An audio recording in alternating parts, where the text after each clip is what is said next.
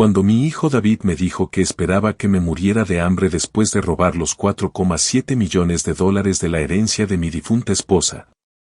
No sabía que yo guardaba los documentos originales en mi caja fuerte, que demostraban que había falsificado la firma de su madre. Lo que hizo después fue tan cruel que decidí borrarlo de mi vida para siempre. Antes de continuar, suscríbanse a Historias de Venganza de Williams. Activen las notificaciones, ya que publicamos historias nuevas a diario.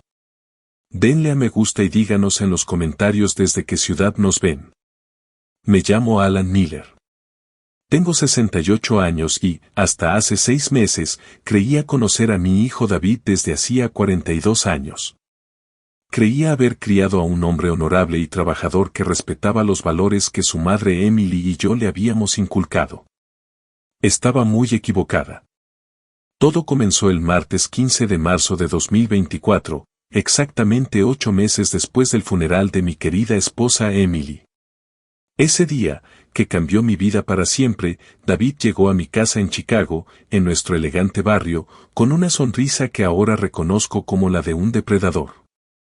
«Papá, tenemos que hablar de la herencia de mamá», dijo, sentándose en el sofá donde Emily solía leer sus novelas románticas. Sus palabras sonaron extrañamente formales, casi ensayadas. Debí haberlo intuido entonces. David sacó una carpeta de manila y la puso sobre la mesa de centro. He estado revisando todos los papeles con mi abogado, y resulta que mamá lo dejó todo muy claro en su testamento. La casa del lago, las acciones de la empresa y los 4,7 millones de dólares en las cuentas de ahorro. Todo está a mi nombre. El mundo se detuvo por un instante. Emily y yo habíamos hablado muchas veces de nuestros testamentos. Ella siempre fue muy clara. Quería que yo heredara todo. Y después de mi muerte, David recibiría la herencia. Fue una decisión lógica. Considerando mi edad y que necesitaría esos recursos para mis últimos años. David, eso no puede ser, dije, sintiendo un escalofrío recorrer mi espalda. Tu madre y yo acordamos que yo heredaría sus bienes y tú los recibirías después de mi muerte. La expresión de David cambió al instante. La máscara del hijo preocupado desapareció, revelando algo que me heló la sangre. Papá, no te confundas en tu vejez. Aquí están los documentos oficiales firmados por mamá y certificados por el notario. Michael Johnson, todo está en orden. Tomé los documentos con manos temblorosas. En efecto, allí estaba la firma de Emily, aparentemente auténtica, dejando toda su fortuna directamente a David. Pero algo no encajaba. Conocía la letra de mi esposa como la palma de mi mano después de 45 años de matrimonio. Y aunque la firma se parecía a la suya, había algo diferente. Necesito tiempo para asimilarlo, murmuré, sintiendo que la habitación daba vueltas a mi alrededor. No hay nada que asimilar. Papá, ya he iniciado todos los trámites legales. El dinero ya está siendo transferido a mi cuenta. La casa del lago también.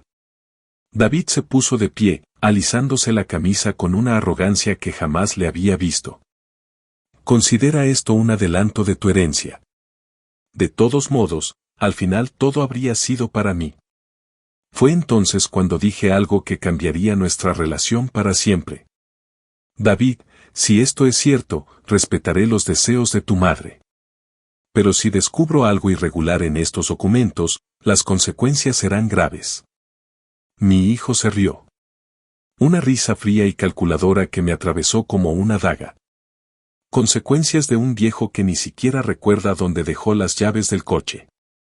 Papá, acepta la realidad. Mamá era más inteligente que tú, y sabía que yo administraría mejor su dinero. Tu madre me quería, David.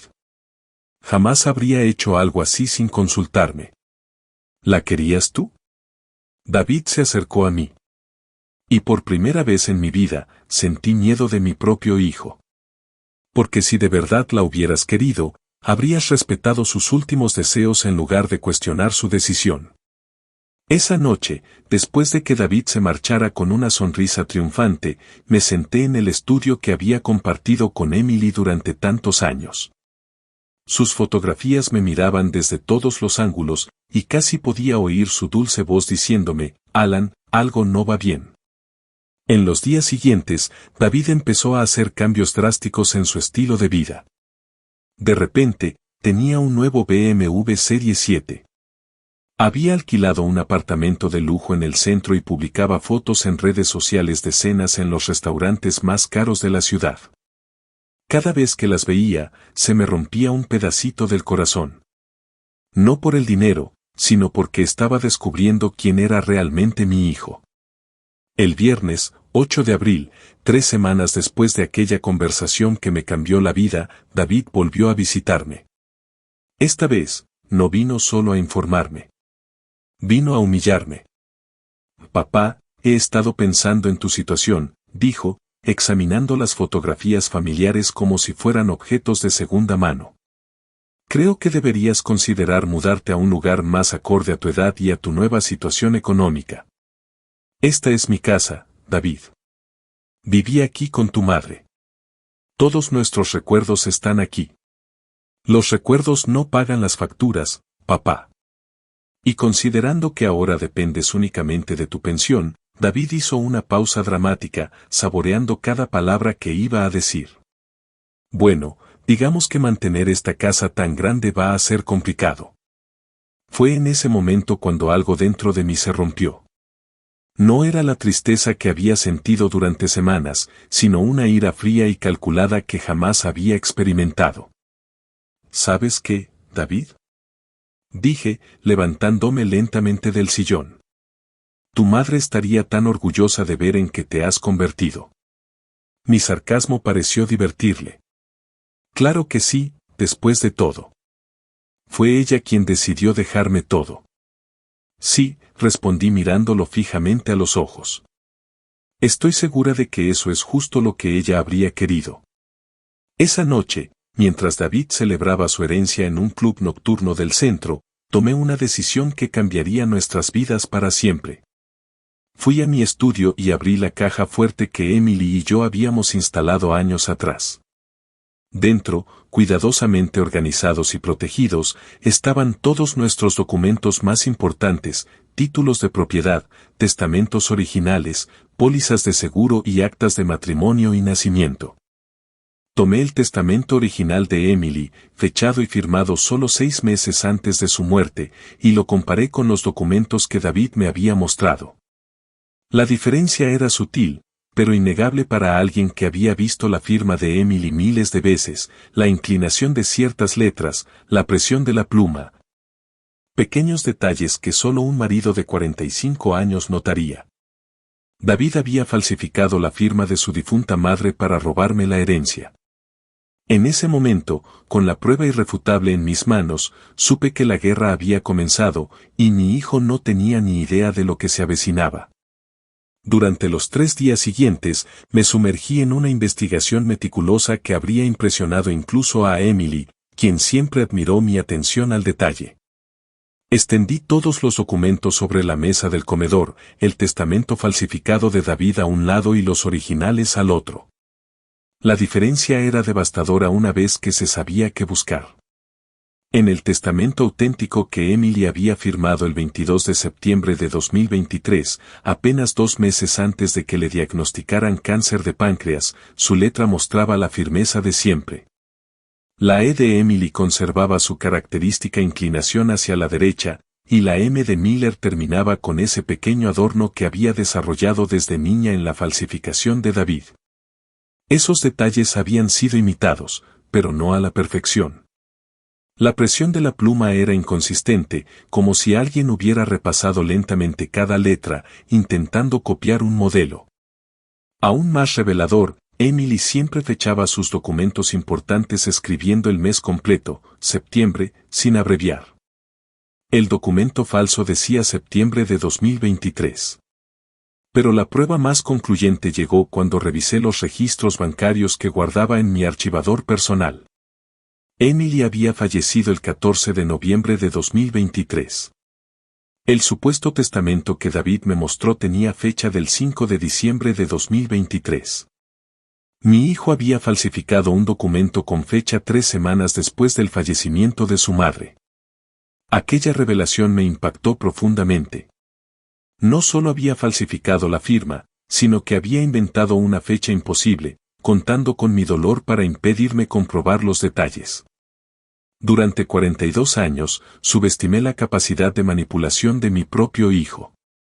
El sábado, 11 de abril, mientras David publicaba fotos de su nuevo Rolex Submarine en Instagram, comencé a reconstruir la cronología de su plan.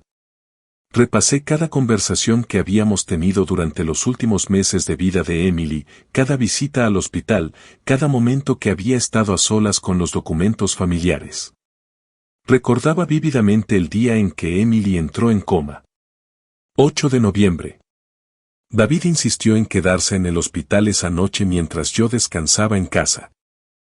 Papá, llevas aquí 5 días seguidos. Ve a casa, dúchate, come algo caliente. Yo me quedo con mamá. Al principio, pensé que era un gesto de cariño filial. Ahora comprendía que había sido oportunismo. Esa noche, probablemente mientras su madre agonizaba, David fotografió todos nuestros documentos importantes. Tenía acceso a nuestras firmas, nuestros sellos, toda nuestra información bancaria. El martes, 14 de abril, justo un mes después de su primera visita triunfal, David regresó a casa. Esta vez, llegó con una actitud aún más arrogante. Recorrió la casa como si ya fuera suya, evaluando los muebles, observando las obras de arte que Emily y yo habíamos coleccionado durante décadas. Papá, he estado pensando en el futuro de esta propiedad, dijo mientras examinaba el piano de cola que Emily tocaba los domingos por la mañana. Obviamente, mantener una casa de 4.000 pies cuadrados para una sola persona es un desperdicio de recursos. Esta casa tiene un valor sentimental, David. El valor sentimental no genera ingresos. Se sentó en el banco del piano y tocó algunas teclas desafinadas. He hablado con algunos agentes inmobiliarios. En el mercado actual, podríamos obtener al menos $800,000 por esta propiedad. ¿Podríamos? Bueno, yo sí. Técnicamente, según el testamento de mamá. Soy el único heredero de la familia. David cerró la tapa del piano con más fuerza de la necesaria, pero soy generoso. Papá, estoy dispuesto a compartir las ganancias contigo. Digamos $100,000 para tu jubilación. Es más de lo que mucha gente de tu edad tiene. Durante esa conversación, mantuve un autocontrol sobrehumano. Cada fibra de mi ser deseaba confrontarlo de inmediato, mostrarle los documentos auténticos, desenmascararlo como el ladrón que era. Pero 45 años construyendo una empresa desde cero me habían enseñado el valor de la paciencia estratégica.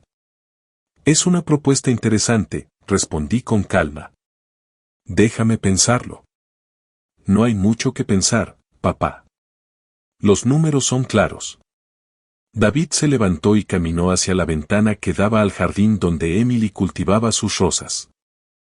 Además, a tu edad, vivir solo en una casa tan grande es peligroso.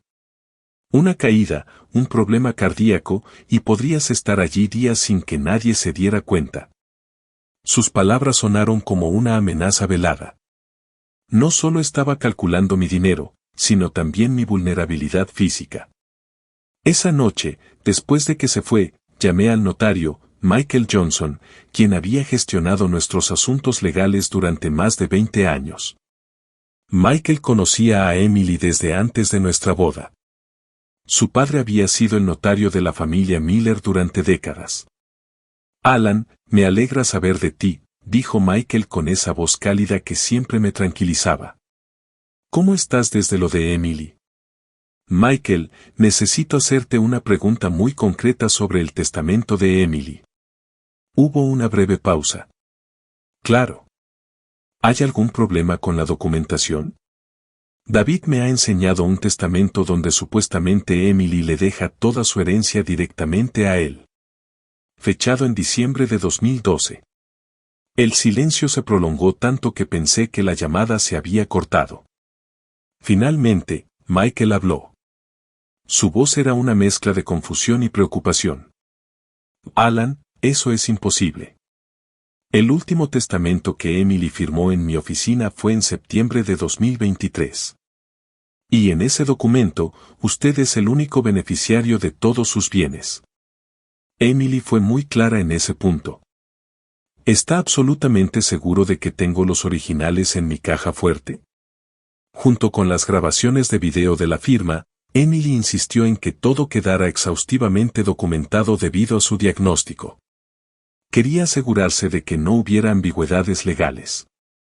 Tras su muerte, esa confirmación fue la gota que colmó el vaso en mi relación con David. No solo había falsificado documentos, sino que había inventado un testamento completamente falso, sabiendo que yo estaba emocionalmente vulnerable por la pérdida de Emily. Durante los días siguientes, continué mi investigación con la meticulosidad de un detective. Revisé los extractos bancarios de David de los últimos 6 meses.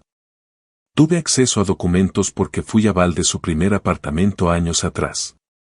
Los patrones financieros revelaron la planificación de su engaño.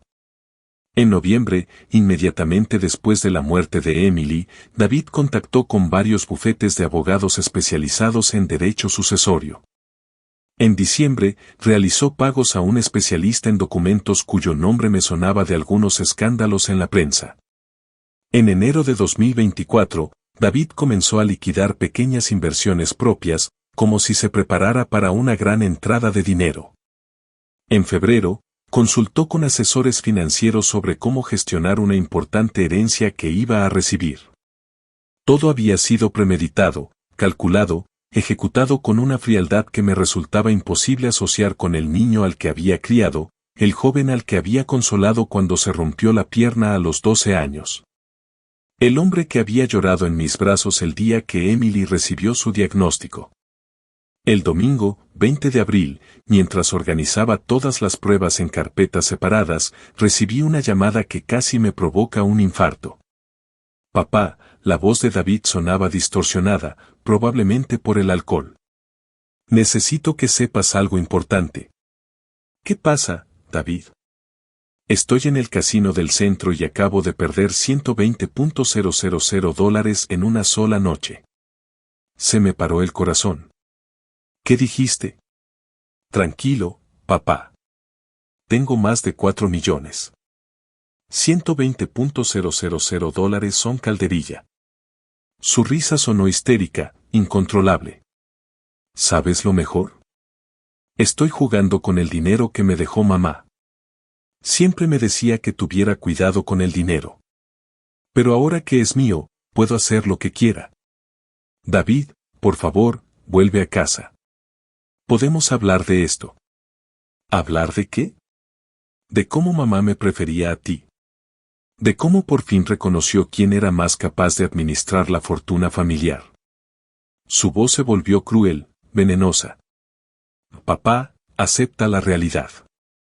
Siempre fui más listo que tú, y mamá lo sabía. Colgó antes de que pudiera responder. Esa noche, mientras escuchaba la lluvia golpear las ventanas de la casa que había compartido con Emily, tomé la decisión final. David no solo había robado el dinero de su deuda, lo estaba dilapidando en una espiral de autodestrucción que le habría destrozado el corazón a Emily. Era hora de que mi hijo aprendiera las consecuencias de subestimar a su padre. El lunes, 21 de abril amaneció con una claridad que no había sentido en meses. Tras semanas de dolor e incertidumbre, por fin tenía un propósito claro: demostrar legalmente que mi hijo había cometido una serie de graves delitos contra la memoria de su madre y contra mí. A las 9 en punto de la mañana, marqué el número de James Bryant, un abogado especializado en derecho penal y civil, a quien había conocido años atrás durante una disputa comercial. James tenía fama de ser implacable en casos de fraude documental, y su experiencia en casos similares lo convertía en la persona idónea para mi situación. James, necesito tu ayuda profesional en un asunto muy delicado, le expliqué tras los saludos de rigor. Se trata de falsificación de testamentos, fraude financiero y robo de herencias. Alan, son cargos muy graves. ¿Estás completamente seguro de lo que me dices? Tengo pruebas físicas irrefutables. Podemos reunirnos hoy. 2 horas después, estaba sentado en la oficina de James, en el distrito financiero, rodeado de estanterías repletas de códigos legales y precedentes judiciales. Había traído todos los documentos organizados en carpetas meticulosamente etiquetadas, originales, falsificaciones, extractos bancarios y la cronología completa de los hechos. James examinó cada documento con la concentración de un cirujano. Su expresión se tornó más seria con cada página que revisaba. Al llegar a la comparación entre las firmas auténticas de Emily y las falsificadas, silbó suavemente. Este es un caso de manual de falsificación de documentos agravada, murmuró, usando una lupa para examinar los detalles.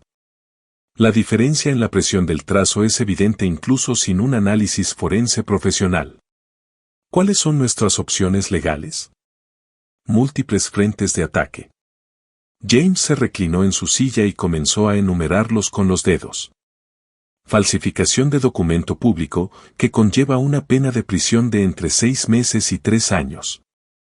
Fraude agravado por parentesco y cuantía, que podría acarrear una pena de 1 a 6 años. Suplantación de identidad por hacerse pasar por el heredero legítimo y apropiarse indebidamente del dinero. Esto es lo interesante. Dado que los fondos se obtuvieron mediante documentos fraudulentos, cualquier transferencia bancaria basada en dichos documentos es nula de pleno derecho. Podemos solicitar el bloqueo inmediato de todas las cuentas donde se haya depositado ese dinero. El corazón me empezó a latir con fuerza. Tras semanas de sentirme impotente, por fin vislumbraba una vía para la justicia.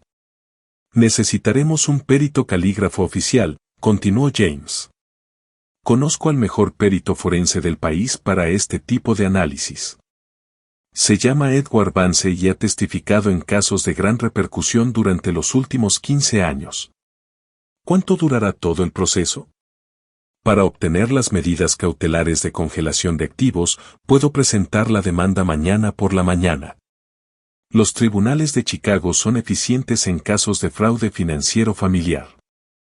En cuanto al análisis de la escritura, Edward puede tener resultados preliminares en 72 horas. Esa tarde, mientras James preparaba la documentación legal, me dediqué a una tarea que había estado posponiendo. Contactar con todos los bancos donde Emily y yo teníamos cuentas conjuntas para informarles de la situación fraudulenta. La primera llamada fue al banco de la calle principal, donde Emily tenía su cuenta principal desde los 25 años. Hablé con la gerente de la sucursal, Megan Lewis, quien recordaba perfectamente a Emily por sus visitas frecuentes durante décadas. Señor Miller, lamento mucho su pérdida, dijo Megan con sincera compasión. Hailey era una de nuestras clientas más queridas. ¿En qué puedo ayudarle, Megan? Necesito reportar un caso de fraude relacionado con las cuentas de Emily. Tengo motivos para creer que alguien ha utilizado documentos falsificados para acceder a sus fondos. El tono de Megan cambió inmediatamente a profesional y alerta. Señor Miller, esto es extremadamente grave. ¿Puede venir a la sucursal de inmediato? Necesitamos documentar esta queja oficialmente en la sucursal bancaria. Megan revisó todos los movimientos en las cuentas de Emily desde noviembre. Lo que descubrimos fue aún peor de lo que había imaginado. David no solo había transferido los 4,7 millones de dólares, sino que también había utilizado documentos falsificados para acceder a una cuenta de inversión que yo desconocía, donde Emily tenía otros 800.000 dólares en bonos del gobierno. Según nuestros registros, estas transferencias se realizaron presentando un poder notarial que supuestamente le otorgaba a David Miller control total sobre todas las cuentas de la señora Miller, explicó Megan, imprimiendo la documentación pertinente. ¿Podemos congelar inmediatamente cualquier cuenta donde se hayan depositado estos fondos una vez que tengamos la orden judicial? Sí. Pero puedo decirles que hemos identificado 3 cuentas distintas donde se han realizado depósitos sustanciales en los últimos meses. El martes, 22 de abril, Edward Vance, el perito forense, llegó a mi casa para realizar el análisis. Era un hombre meticuloso, en sus 50 segundos, con sus lupas especializadas y un maletín lleno de instrumentos que parecían sacados de una película de detectives, se mostró muy preciso. Señor Miller, he revisado los documentos que me envió su abogado, dijo, mientras colocaba su equipo sobre la mesa del comedor. Existen discrepancias evidentes entre las muestras de escritura auténticas y los documentos cuestionados. Durante las siguientes 3 horas, Edward sometió cada documento a un análisis microscópico. Utilizó luz ultravioleta para analizar la tinta, midió la presión de los trazos con instrumentos especializados y comparó cada letra con muestras auténticas de la escritura de Emily que yo le había proporcionado. La evidencia es concluyente, dijo finalmente. Estas firmas fueron hechas por alguien que intentaba imitar la letra de su esposa, pero carecía de la memoria muscular desarrollada durante décadas de escritura específica. Las diferencias son sutiles para el ojo inexperto, pero inconfundibles para un análisis forense. ¿Qué tan sólida es esta evidencia ante un tribunal? ¿Es irrefutable? Tengo 30 años de experiencia testificando en casos similares y rara vez he visto falsificaciones tan obvias. Quienquiera que haya hecho esto subestimó gravemente la sofisticación del análisis moderno de la escritura. El miércoles, 23 de abril, James presentó oficialmente la denuncia penal contra David en el juzgado central. La denuncia incluía todos los delitos que habíamos identificado, respaldados por el análisis caligráfico, los registros bancarios y las declaraciones de los testigos. Esa misma tarde, recibí una llamada que me llenó de una satisfacción que no había sentido en meses. Señor Miller, soy la jueza Catherine Hayes del juzgado de instrucción número 12. Hemos revisado su denuncia y las pruebas presentadas. Dada la gravedad de los cargos y la contundencia de las pruebas preliminares, procedemos a tomar medidas cautelares inmediatas. ¿Qué significa esto exactamente? Significa que mañana por la mañana procederemos al embargo preventivo de todas las cuentas bancarias donde se hayan depositado los fondos obtenidos fraudulentamente. Todos los bienes adquiridos con ese dinero también serán congelados. Esa noche, mientras preparaba la cena en la cocina donde Emily solía experimentar con nuevas recetas, sentí por primera vez en meses que estaba honrando su memoria como se merecía. No permitiría que su memoria se viera mancillada por la codicia y la traición de nuestro propio hijo.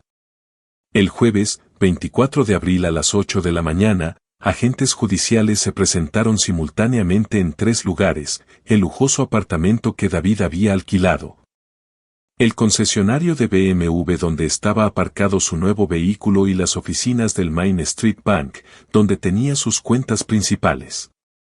No presencié ninguno de estos procedimientos directamente, pero James me mantuvo informado al minuto por teléfono. Alan, las medidas preventivas se han ejecutado sin problemas. Me informó a las 10 de la mañana. Todas las cuentas de David han sido congeladas. El BMW ha sido confiscado y su casero ha sido notificado de que el depósito y los pagos del apartamento se realizaron con fondos de origen fraudulento. ¿Y David, sabe lo que está pasando? Todavía no. Los agentes no tuvieron que contactarlo directamente. Lo descubrirá cuando intente acceder a sus cuentas o usar sus tarjetas de crédito. Pasé el resto del día en un estado de nerviosa expectación. Sabía que en cualquier momento David descubriría que su mundo, construido sobre mentiras y documentos falsificados, se derrumbaba. Y cuando eso sucediera, finalmente conocería la verdadera personalidad del hombre al que había criado durante 42 años. La espera estaba a punto de terminar y la justicia por fin comenzaba a avanzar con la implacable precisión que Emily siempre había admirado del sistema legal. El viernes, 25 de abril comenzó mi silenciosa operación para desmantelar metódicamente la vida de lujo que David había construido con el dinero robado de su madre. Mientras él dormía, Probablemente con resaca tras otra noche de derroche en los casinos del centro, yo ya estaba ejecutando la primera fase de mi plan. A las 7 de la mañana, contacté con la agencia inmobiliaria de lujo que gestionaba el apartamento que David había alquilado en un rascacielos. Hablé directamente con el propietario, Robert Stone, un empresario que había heredado varios edificios en el centro. Señor Stone, me llamo Alan Miller. Soy el padre del inquilino, David Miller, del apartamento 312 de su edificio. Ah, sí. Conozco a su hijo, un joven muy elegante. ¿En qué puedo ayudarle? Me temo que debo informarle que mi hijo ha estado pagando el alquiler con fondos obtenidos fraudulentamente. Tengo aquí una orden judicial que certifica que todo el dinero utilizado para el depósito y los pagos mensuales proviene de una cuenta financiada con documentos falsificados. El silencio al otro lado de la línea fue prolongado. Robert era un empresario experimentado que comprendió de inmediato las implicaciones legales de mi explicación. Señor Miller, esto es muy serio. ¿Qué necesita que haga? El contrato de arrendamiento debe rescindirse de inmediato debido al origen ilícito de los pagos. Según la ley estatal, cualquier contrato financiado con dinero procedente de actividades delictivas es nulo. 2 horas después, recibí la confirmación de que el contrato de David había sido cancelado. Le habían dado 24 horas para desalojar el apartamento y el depósito de seguridad de $6,000 se retendría como compensación por las molestias legales. Mi segunda llamada fue al concesionario BMW de la avenida principal donde David había comprado su Serie 7 por $58,000. El gerente de ventas, Anthony Reed, recordaba la transacción a la perfección porque David había pagado en efectivo, algo poco común para vehículos de ese precio. Reed, el pago que mi hijo hizo por ese vehículo proviene de fondos fraudulentos, expliqué tras presentarme. Tengo documentación judicial que prueba que el dinero se obtuvo mediante la falsificación de documentos testamentarios. Es un asunto muy complejo. Señor Miller, el vehículo ya está registrado a nombre de su hijo. Entiendo la situación, pero la ley es clara. Cualquier bien adquirido con dinero de origen ilícito puede ser confiscado y reintegrado al patrimonio legítimo. Mi abogado puede enviarle la documentación completa si fuera necesario. Anthony colaboró una vez que comprendió la gravedad legal del asunto. El BMW fue confiscado esa misma tarde del estacionamiento subterráneo del edificio de David. Cuando intentó usarlo, descubrió que había sido confiscado por orden judicial. Pero mi jugada más estratégica de ese día fue contactar con todos los bancos donde David tenía cuentas. Como había sido su avalista financiero durante años, tenía acceso a información sobre sus principales operaciones bancarias. Mi primera llamada fue al banco City Trust, donde David había abierto una cuenta premium tras recibir la herencia. Hablé con el gerente de la sucursal, Frank Cole, quien conocía mi impecable historial crediticio de décadas. Frank, necesito denunciar un fraude que afecta directamente las cuentas de mi hijo, David Miller. Alan, por supuesto. ¿De qué tipo de fraude se trata? Los fondos que mi hijo ha depositado en su cuenta provienen de documentos testamentarios falsificados. Tengo una orden judicial para el bloqueo inmediato de cualquier cuenta financiada con estos recursos. Frank revisó los movimientos de la cuenta de David mientras hablábamos por teléfono. Lo que descubrió lo dejó sin palabras. Alan, en los últimos 3 meses, tu hijo ha movido más de $5 millones a través de esta sucursal. Realizó transferencias a cuentas en Suiza, compró certificados de depósito por sumas enormes e incluso invirtió en criptomonedas. ¿Criptomonedas? Sí. Compró Bitcoin y Ethereum por aproximadamente $800,000. También realizó transferencias a casinos en línea y plataformas de inversión de alto riesgo. Esta información me impactó profundamente. David no solo había robado el dinero de su madre. Lo estaba malgastando de maneras que Emily jamás habría imaginado. Cada dólar gastado en apuestas y especulación financiera era una afrenta más a su memoria. Frank, necesito que congeles inmediatamente todas estas operaciones y quiero un informe detallado de cada transacción realizada desde noviembre de 2023. A las 3 de la tarde, recibí llamadas similares del Main Street Bank y otros bancos confirmando que habían procedido a congelar las cuentas de David. En total, habían inmovilizado 6,2 millones distribuidos en diferentes productos financieros. Pero el golpe más devastador que le preparé a David ese día fue la cancelación de todas las tarjetas de crédito que había garantizado durante años. David tenía 4 tarjetas premium con límites combinados de $150,000, todas respaldadas por mi patrimonio personal. Me puse en contacto con cada entidad emisora, explicándoles la situación legal y solicitando la cancelación inmediata de las tarjetas debido a la actividad fraudulenta del usuario. A las 18, David se había quedado sin acceso a ningún medio de pago electrónico. El sábado, 26 de abril transcurrió en un silencio inquietante. David seguía sin comunicarse conmigo, lo que sugería que aún no era consciente de la gravedad de su situación. Probablemente pasó la noche del viernes en algún club exclusivo, confiado en que sus tarjetas y cuentas seguían funcionando con normalidad.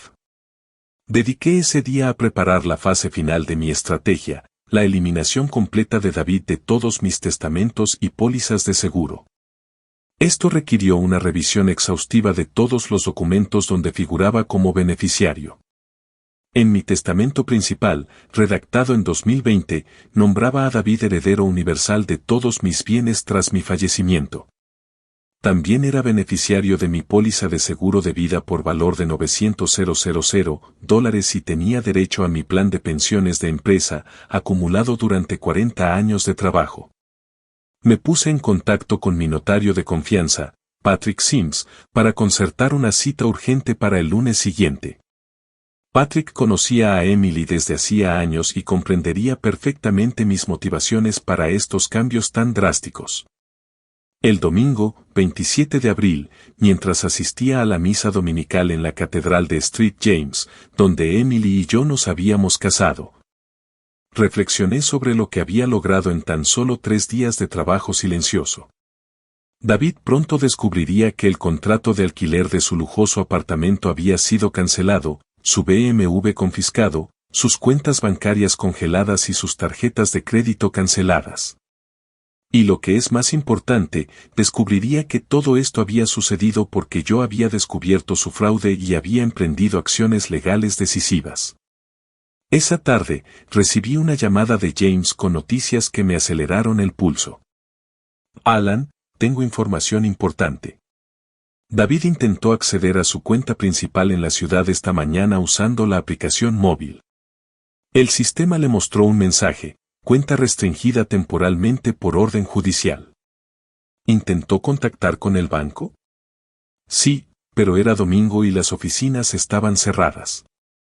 Solo pudo hablar con el servicio de atención al cliente básico, que no está autorizado a proporcionar detalles sobre órdenes judiciales. ¿Sabes dónde está ahora? Según nuestros contactos, pasó la noche en el Hotel Villamana. Al parecer, no pudo regresar a su apartamento porque el dueño cambió las cerraduras esta mañana.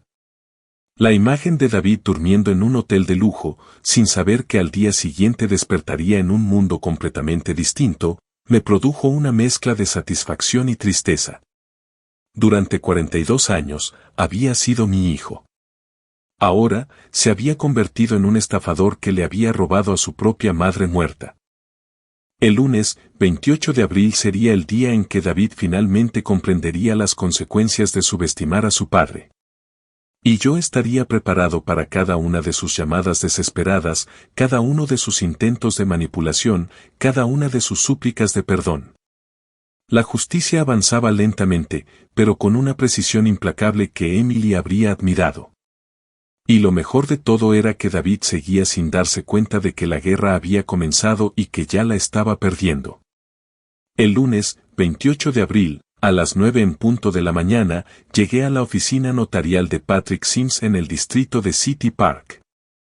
Llevé conmigo toda la documentación necesaria para realizar el cambio más drástico que un padre puede hacer, excluir por completo a su hijo de su herencia financiera y patrimonial. Patrick me recibió en su oficina con la solemnidad que la ocasión ameritaba. Era un hombre de 63 años que había gestionado los asuntos legales de mi familia durante más de 20 años. Él había redactado el testamento de Emily, certificado la compra de nuestra casa y presenciado todos los momentos importantes de nuestras vidas.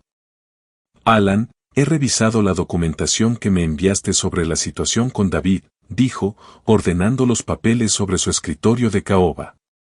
Debo confesar que en 40 años de ejercicio profesional rara vez he visto un caso de traición familiar tan calculada y cruel. Patrick, necesito que entiendas que no tomo esta decisión por venganza, sino por principios. Un hombre capaz de falsificar la firma de su difunta madre para robarle su herencia no merece ni un centavo de mi patrimonio. Patrick asintió con gravedad. Comprendo perfectamente tus motivos. Procedamos con los cambios en el testamento. El proceso fue meticuloso y exhaustivo.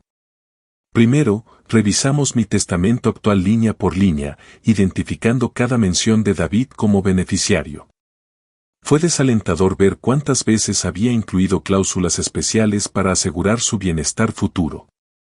Esta es la cláusula principal que Patrick señaló: nombro como mi único y universal heredero de todos mis bienes, derechos y acciones a mi hijo David Miller, con la esperanza de que honre la memoria de su madre y continúe con los valores familiares que hemos cultivado durante generaciones. Aquellas palabras, escritas hacía apenas 4 años con tanto amor paternal, ahora sonaban como una cruel broma del destino. Quiero que esa cláusula se elimine por completo y se reemplace, le dije a Patrick. En su lugar, quiero establecer un legado benéfico que honre verdaderamente la memoria de Emily. Durante las siguientes 2 horas, redactamos un testamento totalmente nuevo. Mi patrimonio completo, valorado en aproximadamente $3 millones. 2 millones se repartirían entre 3 organizaciones benéficas a las que Emily había apoyado durante su vida: la Asociación Americana del Corazón, Chicago Charities y la Sociedad Americana contra el Cáncer. También quiero incluir una cláusula específica sobre David, le expliqué a Patrick mientras transcribía mis instrucciones. Quería que constara expresamente que David Miller queda excluido de cualquier beneficio testamentario debido a actos fraudulentos contra el patrimonio familiar probados judicialmente. Alan, esa es una cláusula muy sólida. Una vez incluida, será prácticamente imposible para David impugnar legalmente el testamento. Justo lo que buscaba. Mientras Patrick preparaba la documentación final, yo me encargué de la segunda fase de mi plan: modificar mis pólizas de seguro de vida. Me puse en contacto con mi compañía de seguros, State Life Insurance, donde he mantenido una póliza de $900,000 durante los últimos 20 años. Mi gestora de pólizas, Amanda Jenkins, había gestionado mi cuenta desde el principio y conocía perfectamente mi situación familiar, señor Miller. Cambiar el beneficiario de una póliza tan importante requiere documentación específica, me explicó cuando le informé de mis intenciones.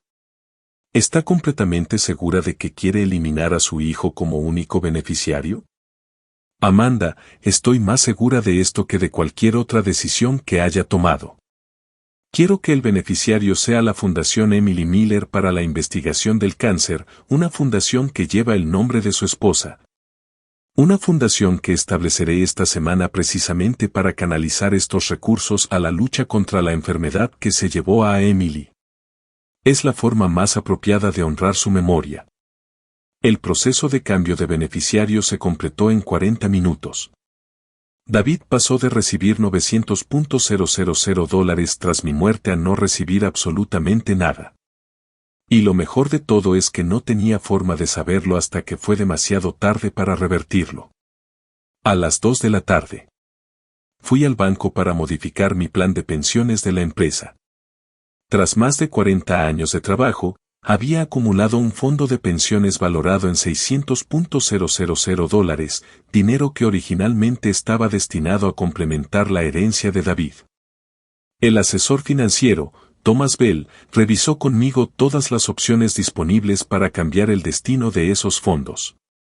Miller, puedes designar nuevos beneficiarios, pero también tienes la opción de convertir el plan en una renta vitalicia que se extingue con tu fallecimiento, explicó. De esta forma, nadie podrá reclamar esos fondos después de tu muerte.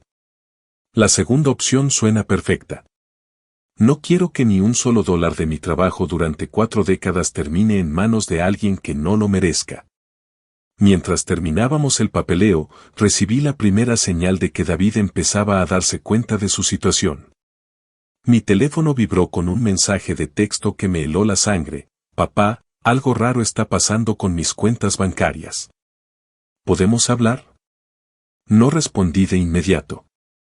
Había esperado este momento durante días y quería que David experimentara toda la angustia de no entender qué estaba pasando.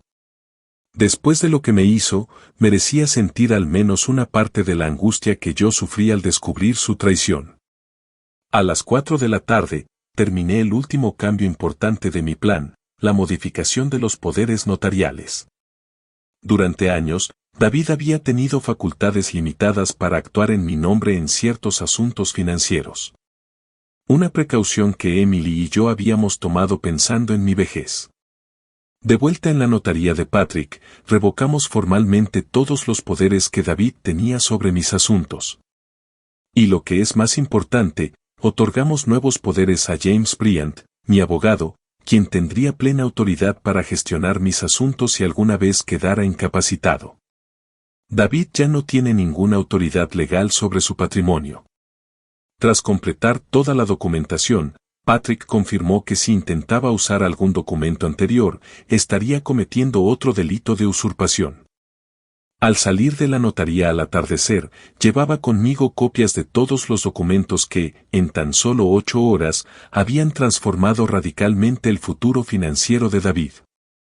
Lo había excluido por completo de mi testamento, mi seguro de vida, mi plan de pensiones y cualquier autoridad legal sobre mis decisiones. Durante la tarde, mi teléfono recibió 6 mensajes más de David, cada uno más urgente que el anterior. Papá, necesito hablar contigo urgentemente. El banco me ha dicho que hay problemas con mi cuenta. ¿Sabes algo? Papá, por favor, contesta. Está pasando algo muy grave. ¿Por qué no contestas? Estoy preocupado. Papá, me han cancelado las tarjetas de crédito y no entiendo por qué. Por favor, llámame. Necesito tu ayuda. Esta sucesión de mensajes me confirmó lo que esperaba. David comenzaba a comprender que su mundo de lujo se desmoronaba, pero aún no relacionaba los hechos con sus propios actos delictivos. Aquella noche, mientras cenaba solo en la cocina donde Emily solía preparar sus especialidades culinarias, reflexioné sobre lo que había logrado. En menos de una semana, había construido un sólido caso legal contra David, recuperado el control de los fondos robados, anulado su acceso a todos los recursos financieros y reescrito por completo mi legado para excluirlo de cualquier beneficio futuro. Pero sabía que lo más difícil estaba por venir. Pronto, David. Entendí que había descubierto su fraude y que tendría que afrontar la conversación más dolorosa de mi vida. Explicarle a mi hijo que había destruido nuestra relación para siempre y que tendría que vivir con las consecuencias de haber traicionado a su madre. Hay memoria. El teléfono volvió a sonar a las 9 de la noche. Esta vez, decidí contestar. Era hora de que David empezara a comprender la magnitud de lo que había hecho y las consecuencias que tendría que afrontar. La fase silenciosa de mi respuesta había terminado. Ahora comenzaba la confrontación directa. Hola. Contesté el teléfono con una calma que contrastaba deliberadamente con la urgencia que había percibido en los mensajes de David durante todo el día. Papá, gracias a Dios que contestaste. La voz de David sonaba agitada, casi desesperada. Necesito que me expliques qué está pasando. Algo muy extraño ocurre con todas mis cuentas. Algo extraño. Explícame exactamente qué tipo de problemas estás teniendo, David. Bueno, esta mañana intenté pagar el desayuno en el hotel y mi tarjeta fue rechazada. Pensé que era un error del sistema, pero luego probé con las otras 3 tarjetas y también fueron rechazadas. Hice una pausa, dejando que el silencio se prolongara lo suficiente para que David sintiera la incomodidad. ¿Y qué más pasó? Fui al banco y me dijeron que mi cuenta principal está, ¿qué dijeron? Restringida temporalmente por orden judicial. ¿Sabes algo de esto? Porque, sinceramente, papá, empiezo a pensar que alguien intenta hacerme daño. La ironía de sus palabras me golpeó como una bofetada. David, que había falsificado documentos para robar la herencia de su difunta madre, ahora creía ser víctima de una conspiración en su contra. David, ¿has considerado la posibilidad de que estos problemas estén relacionados con algo que hayas hecho, algo que yo haya hecho? Papá, no entiendo de qué hablas. No he hecho nada malo. He sido completamente transparente contigo sobre la herencia de mamá. Completamente transparente. Mi voz se volvió más fría. ¿Estás seguro? Podía oír a David respirar con más dificultad al otro lado de la línea. Su confianza empezaba a flaquear, aunque aún no comprendía del todo por qué. Papá, no sé a qué te refieres, pero necesito tu ayuda ahora mismo. No tengo acceso a mi dinero. Me echaron del apartamento porque al parecer hay problemas con los pagos y mi coche está retenido en el aparcamiento. Es como si alguien hubiera decidido arruinarme la vida de la noche a la mañana y no tienes ni idea de quién podría estar detrás de todo esto. No, por eso te llamo. Pensé que tal vez habías tenido problemas similares o que conocías a alguien que pudiera ayudarme a resolver esta situación. La ingenuidad de David era asombrosa. Tras meses de derrochar el dinero robado, humillarme públicamente y desearme la muerte por inanición, creía sinceramente que acudiría a su rescate cuando sus crímenes finalmente tuvieran consecuencias. David, antes de poder ayudarte, necesito que me aclares algo muy importante. ¿Estás completamente seguro de que todos los documentos relacionados con la herencia de tu madre son auténticos y legítimos? El silencio se prolongó durante casi 20 segundos. Podía imaginar a David al otro lado de la línea, probablemente sentado en el vestíbulo de algún hotel, empezando a comprender que su padre sabía más de lo que había demostrado. Papá, claro que son auténticos. ¿Por qué me preguntas eso? Porque, hijo mío, he tenido tiempo de revisar con mucho cuidado todos los documentos originales que Emily y yo guardábamos en nuestra caja fuerte. Otro silencio, esta vez más prolongado. Cuando David volvió a hablar, su voz había cambiado por completo. La desesperación anterior había sido reemplazada por algo parecido a un pánico controlado. No entiendo a qué te refieres. Creo que entiendes perfectamente a qué me refiero. La cuestión es si tienes la honestidad de admitirlo o si vas a seguir con esta farsa hasta el final. Papá, me hablas con rodeos y no te entiendo. Si tienes algo que decirme, dilo claramente. La arrogancia que aún persistía en su voz confirmaba que David seguía creyendo que podía manipular la situación. Incluso ante las pruebas de que yo sabía la verdad, seguía aferrándose a su versión de los hechos. Muy bien, David, te lo diré con toda claridad, dije, respirando hondo antes de pronunciar las palabras que cambiarían nuestra relación para siempre. Sé que falsificaste la firma de tu madre en el testamento. Sé que inventaste un documento fechado después de su muerte. Y sé que robaste 4,7 millones de dólares que me pertenecían legalmente. El silencio que siguió fue ensordecedor. Podía oír la respiración irregular de David, probablemente mientras asimilaba que su plan había sido descubierto por completo. Esa es una acusación muy grave. Papá, no es una acusación, David. Es un hecho probado mediante análisis grafológico profesional y respaldado por una orden judicial. Los problemas que estás teniendo no son coincidencias ni errores bancarios. Son las consecuencias legales directas de tus delitos. ¿Mis delitos?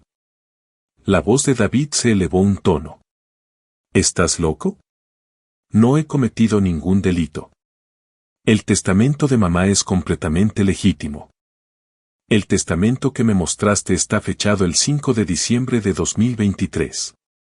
Tu madre falleció el 14 de noviembre de 2023. ¿Cómo explicas esta diferencia de fechas?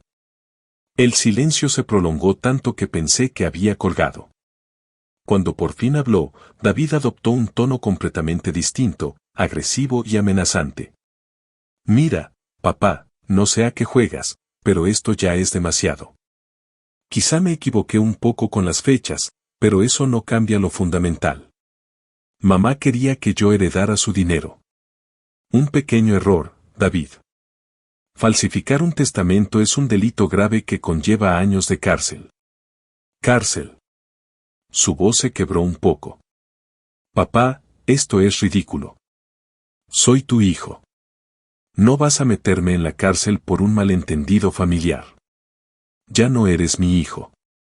Las palabras salieron de mi boca con una frialdad que incluso a mí me sorprendió. Mi hijo habría respetado la memoria de su madre. Mi hijo jamás habría robado dinero de su tumba. Mi hijo no habría deseado que me muriera de hambre después de cometer esos crímenes. Esto es una locura. Estás completamente loco. Lo que es una locura, David, es creer que podías robarme y humillarme impunemente. Lo que es una locura es pensar que tu madre estaría orgullosa de verte gastar su dinero en casinos y lujos mientras desea que su marido se muera de hambre. Yo no lo deseaba. Yo nunca dije eso. No. ¿No recuerdas haberme dicho que ojalá te murieras de hambre? Peniles, viejo miserable. Porque recuerdo cada palabra de esa conversación. David empezó a hiperventilar audiblemente. Papá, por favor, escúchame. Quizá me equivoqué. Quizá tomé decisiones impulsivas. Pero puedes ayudarme a arreglar esto. Podemos devolver el dinero. Podemos. En esta situación no hay un nosotros. David, el dinero ya fue recuperado por orden judicial. Tus cuentas están congeladas porque contenían fondos de origen fraudulento. Tu contrato de alquiler fue cancelado porque el alquiler se pagó con dinero robado. Tu coche fue confiscado por la misma razón. Tú hiciste todo esto. Presenté las pruebas ante un tribunal. El sistema legal hizo el resto. Eres mi padre. Se supone que debes protegerme, no destruirme. La hipocresía de sus palabras me llenó de una ira que había estado reprimiendo durante semanas. Protegerte como protegiste la memoria de tu madre cuando falsificaste su firma.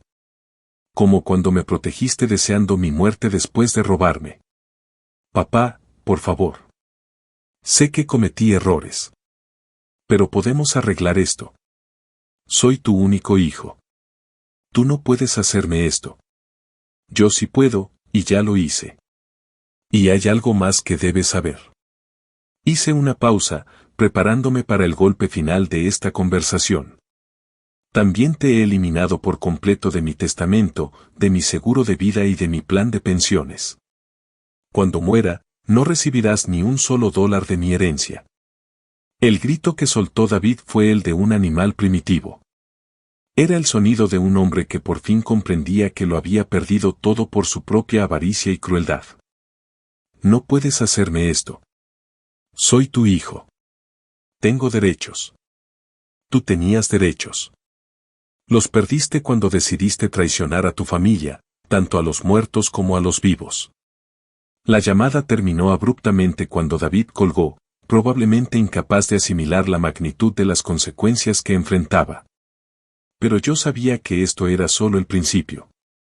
Su mundo se derrumbaba, y las próximas horas le mostrarían exactamente cuánto poder había perdido por subestimar a su padre.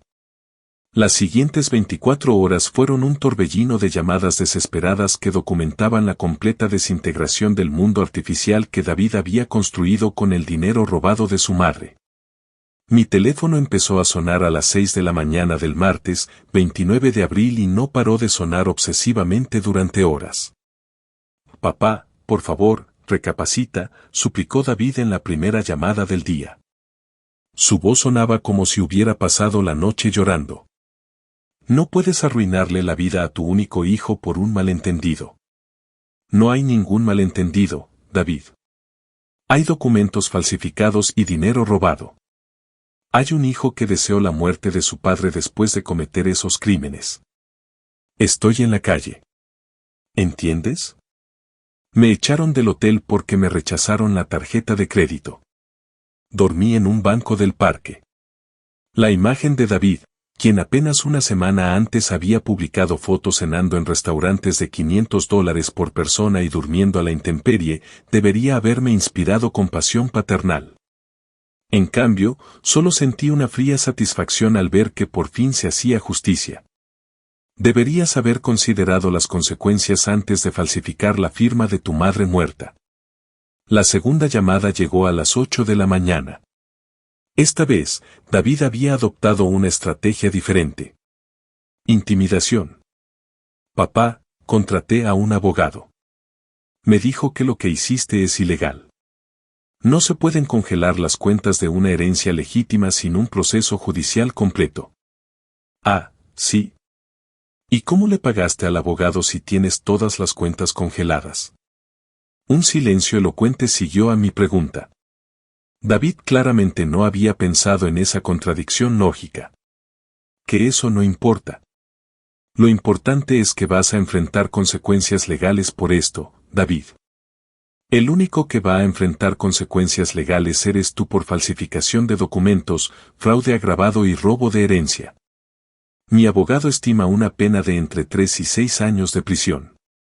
La tercera llamada, a las 10 de la mañana, reveló que David había empezado a contactar a otros familiares en busca de apoyo o, más probablemente, de dinero prestado. Hablé con el tío Raymond, dijo, refiriéndose al hermano menor de Emily. Le conté toda la situación y está dispuesto a ayudarme económicamente hasta que resolvamos este problema. ¿Le dijiste que falsificaste la firma de su difunta hermana para robarle la herencia?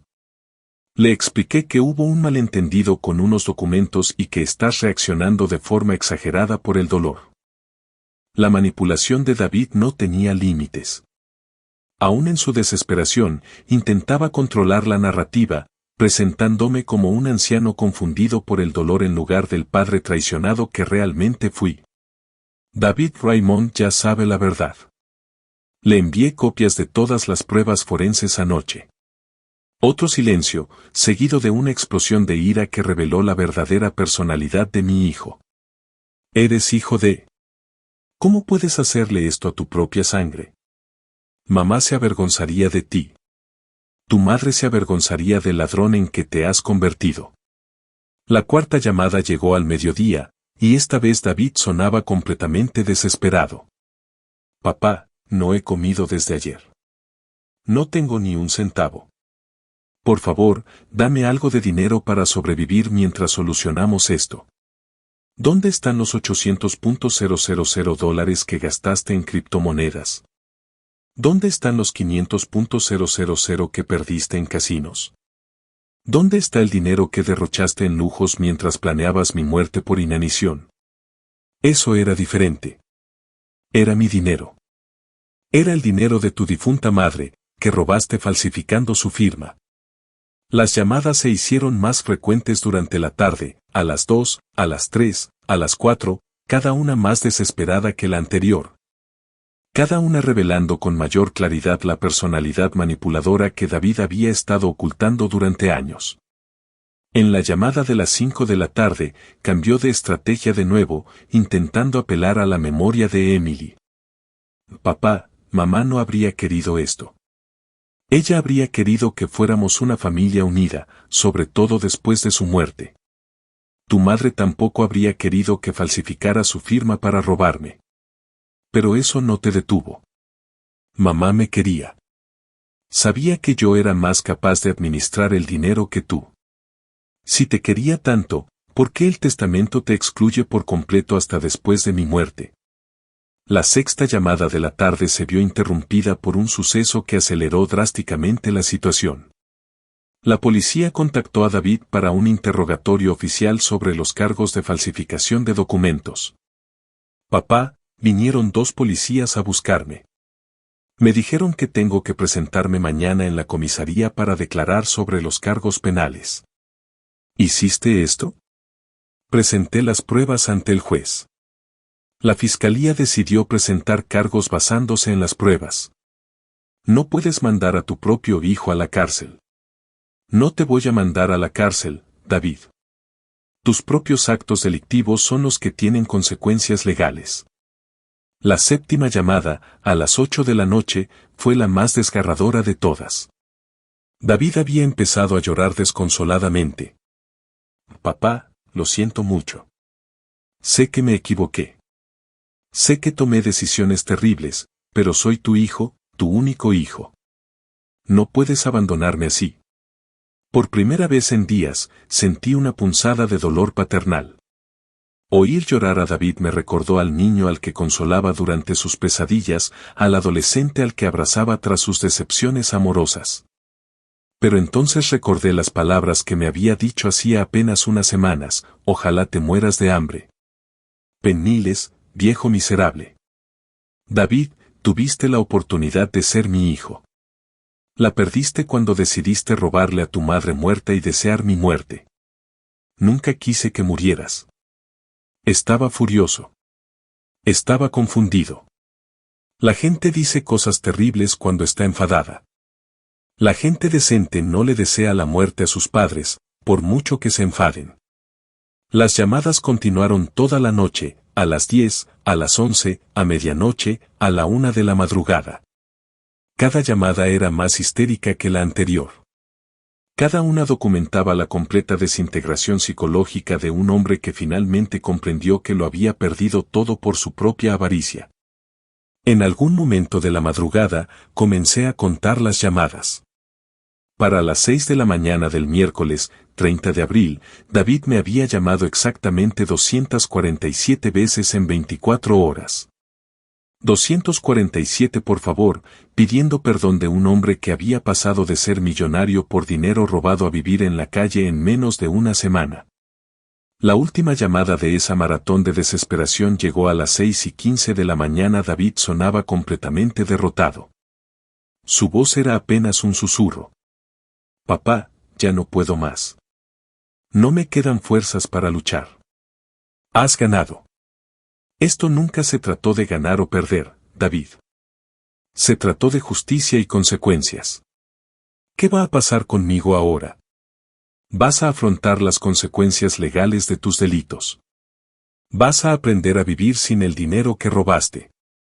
Y vas a descubrir si eres capaz de convertirte en el hombre que tu madre hubiera querido que fueras, o si seguirás siendo el ladrón en el que te convertiste. ¿Hay alguna posibilidad de que algún día puedas perdonarme? La pregunta me golpeó como un puñetazo en el estómago. Durante 42 años, amé a este hombre incondicionalmente. Pero el hombre que falsificó la firma de su difunta madre, robó su herencia y deseó mi muerte, ya no era mi hijo. David, el perdón se gana con hechos, no con palabras. Y tus actos han demostrado quién eres en realidad. Cuando colgué, supe que la fase más intensa de mi confrontación con David había terminado. Las próximas horas le demostrarían si era capaz de aprender de las consecuencias de sus actos o si continuaría por el camino de autodestrucción que había elegido al traicionar a su familia.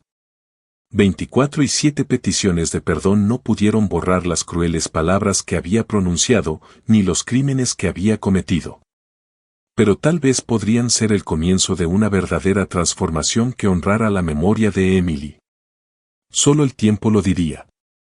El jueves, 1 de mayo, a las 3 de la tarde, mientras leía el periódico en la sala donde Emily solía bordar, oí el timbre sonar insistentemente. No esperaba visitas, y después de las 247 llamadas de David en las últimas 48 horas, tenía una clara sospecha de quién podría estar en mi puerta. Al abrir, encontré a mi hijo en un estado que jamás habría imaginado.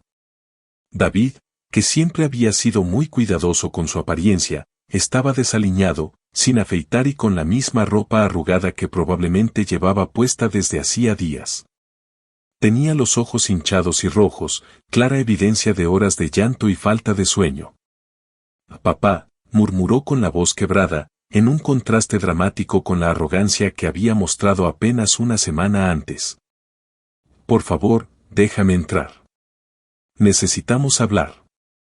Lo observé durante varios segundos sin moverme del umbral. Este hombre destrozado que estaba en mi puerta era técnicamente mi hijo, pero el David que había conocido durante 42 años había muerto para mí el día que falsificó la firma de su madre. Si quieres hablar, puedes hacerlo desde ahí, respondí fríamente. No vas a entrar en la casa que intentaste robarme. Papá, por favor. Sé que cometí errores terribles. Sé que te decepcioné de la peor manera posible. Pero vine aquí para confesarlo todo. Para explicarte exactamente qué hice y por qué. Ahora quieres confesar después de que las pruebas forenses demostraran tu culpabilidad, tras haber perdido todo acceso al dinero robado. David se derrumbó literalmente, cayendo de rodillas en mi puerta. Nunca había visto a un hombre adulto derrumbarse así, y una parte primitiva de mi instinto paternal sintió la necesidad de consolarlo. Pero la imagen de Emily en su lecho de muerte, confiando en que yo protegería su memoria, me mantuvo firme. Papá, tienes razón en todo. Falsifiqué la firma de mamá. Inventé un testamento falso. Robé el dinero que te pertenecía legalmente. Todo lo que descubriste es cierto. Sus palabras, aunque esperadas, me impactaron con una fuerza emocional inesperada. Una cosa era saber intelectualmente que David había cometido esos crímenes. Otra cosa muy distinta fue oírle admitirlo con total claridad. ¿Y por qué lo hiciste? Explícame cómo un hombre de 42 años decide robarle a su madre muerta. David levantó la vista y en sus ojos vi algo que no había visto antes, una vergüenza genuina mezclada con una desesperación absoluta. Tenía deudas, papá. Deudas de juego de las que no te hablé. Llevaba años apostando y perdiendo dinero que no tenía. Cuando mi madre murió, debía casi $200,000 a gente muy peligrosa. Gente peligrosa. Tiburones solitarios. Gente que no acepta excusas ni planes de pago. Me dijeron que si no pagaba antes de Navidad, me harían mucho daño. Esta revelación añadió una dimensión completamente nueva a la traición de David. No había robado solo por avaricia. Había puesto en riesgo el patrimonio familiar para salvarse de las consecuencias de una ludopatía que había ocultado durante años. Así que decidiste robarle a tu madre para pagar tus deudas del casino. Al principio, pensé que podría conseguir un préstamo usando la herencia como garantía, aunque solo fuera temporalmente. Pero cuando revisé el verdadero testamento de mamá y vi que te lo dejaba todo a ti, entré en pánico. Y decidiste falsificarlo. Conocí a alguien, un especialista en documentos. Me costó $20,000 crear el testamento falso con la firma de mamá. Pensé que sería fácil, ya que su muerte te afectó muchísimo. No te molestaste en revisar los detalles con atención. La frialdad calculada de su plan me repugnaba. Había usado mi dolor por la pérdida de Emily como una oportunidad para robarme. Contaba con mi vulnerabilidad emocional para protegerse de cualquier escrutinio. Y el resto del dinero, los millones que despilfarraste en lujos y casinos después de robar. Bajó la cabeza, incapaz de sostenerme la mirada. Tras saldar mis deudas iniciales, me quedaban más de 4 millones. Y por primera vez en años, me sentí libre. Sin deudas y con dinero en el banco. Empecé a gastar porque podía. El apartamento, el coche, las cenas caras. Era como una droga, y también los $800,000 en criptomonedas. Pensaba que podría multiplicar el dinero rápidamente. Había visto vídeos en YouTube de gente que se hacía rica invirtiendo en Bitcoin. Lo perdí casi todo en una semana. Y los $500,000 que perdiste en casinos después de las pérdidas con las criptomonedas. Entré en pánico. Pensé que podría recuperar el dinero apostando fuerte a la ruleta y al blackjack. Cada pérdida me hacía apostar más, intentando recuperar lo perdido. La estupidez de sus decisiones financieras era asombrosa, pero lo que más me indignó fue la total falta de respeto por el origen del dinero. Cada dólar desperdiciado era una afrenta más a la memoria de Emily. ¿Y cuándo decidiste desearme la muerte por inanición, acaso eso también formaba parte de tu pánico? David se cubrió el rostro con las manos y rompió a llorar desconsoladamente. Esas palabras. Dios mío, no puedo creer que te haya dicho eso. Estaba desesperado. Sabía que habías empezado a sospechar. Y pensé que si te intimidaba lo suficiente, dejarías de hacer preguntas. Deseabas mi muerte, la de David, tu propio padre, que te había amado incondicionalmente durante 42 años. Lo sé. Lo sé. Y me avergüenzo más de esas palabras que de cualquier otra cosa que haya hecho. Preferiría haber robado a 10 desconocidos antes que haberte dicho algo tan cruel. Sus lágrimas parecían sinceras, pero la magnitud de su traición había creado un abismo entre nosotros que no estaba segura de que pudiera cruzarse jamás.